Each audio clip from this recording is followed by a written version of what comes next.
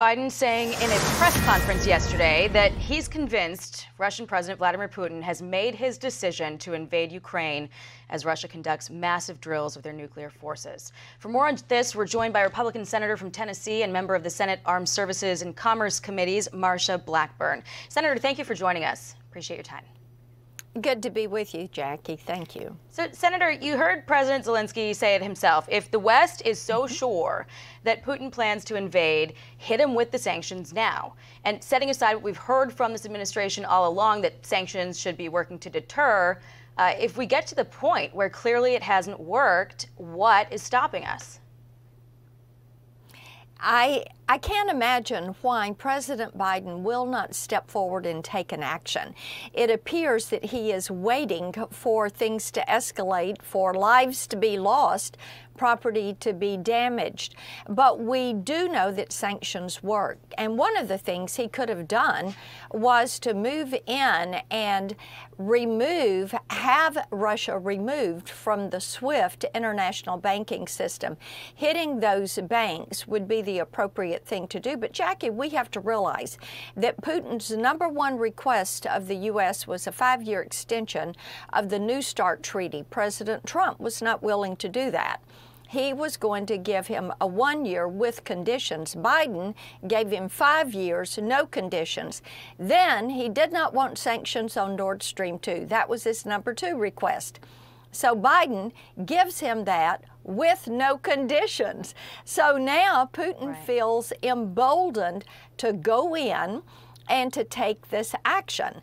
And we know that in 2013, when you had one Ukrainian president who would not make a deal with the EU, he leaves, he goes to Russia, you get a new president, they make the deal with the EU, and then what does Russia do? They invade Crimea and take Crimea.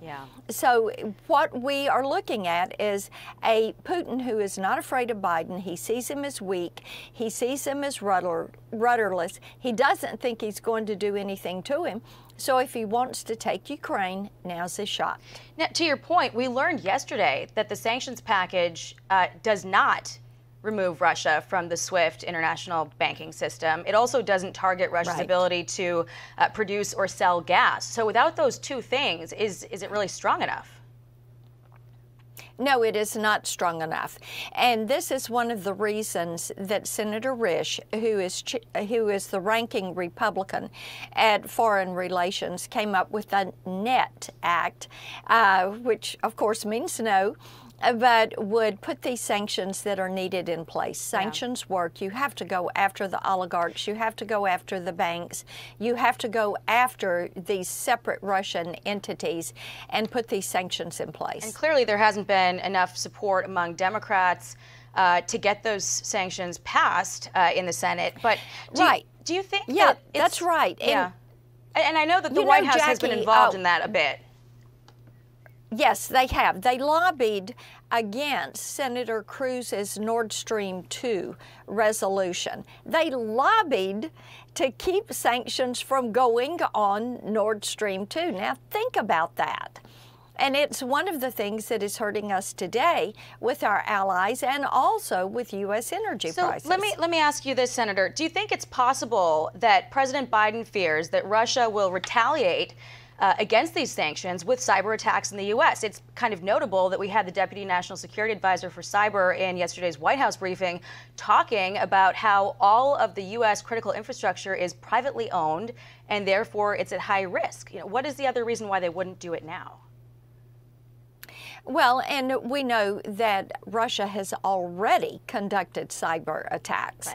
This is one of their new forms of aggression, is using cyber and going after pipelines, going after critical infrastructure. But we also have to realize that the U.S. federal government would, like some of those in the Biden administration, would like to have more control over our nation's critical infrastructure. infrastructure. What they need to be doing is working with the private sector to make certain that all possible resources are used for this. Indeed, Senator Rosen and I have legislation that would do a civilian cyber strike force that would help us to not only prevent but rapidly respond to such attacks. And they've been warning the private sector to, build up your defenses and lower your threshold for reporting suspicious activity to the government, because we might be seeing this kind of thing pretty soon here. So what happens in your mind if Putin is not stopped? Does China take Taiwan? Does North Korea get aggressive? Is there any reason for malign actors to fear the U.S. and NATO?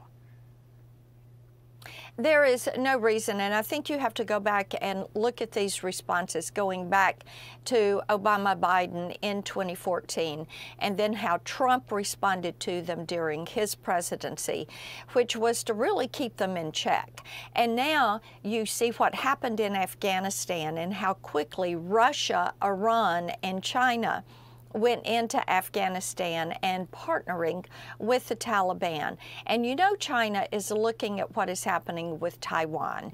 We know the Olympics are wrapping up. We know that China very aggressively wants to show their force. Xi Jinping wants to say, look, I can go take Taiwan. And Putin is saying, look, I can go reunite the old Soviet Union, which has been one of his goals since the end of the Cold War. Right. I want to turn to the trucker convoy real quick. We're running out of time. But yesterday, Capitol Police warned they're preparing for a possible demonstration here during the State of the Union. What do you make of that? What would their message be here? And given sort of the chaos that it caused in Canada, would you support that kind of a demonstration here in Washington? As I'm talking to Tennesseans, people are sick of the lockdowns, the mandates, the restrictions, and people have the right to peacefully protest, to peacefully assemble, and to address their government. And all of the protests should be peaceful so that people retain that right to address, to assemble, to protest. Well, appreciate you coming on today, Senator. Always enjoy talking to you and hope to see you again soon. Absolutely. Thank you.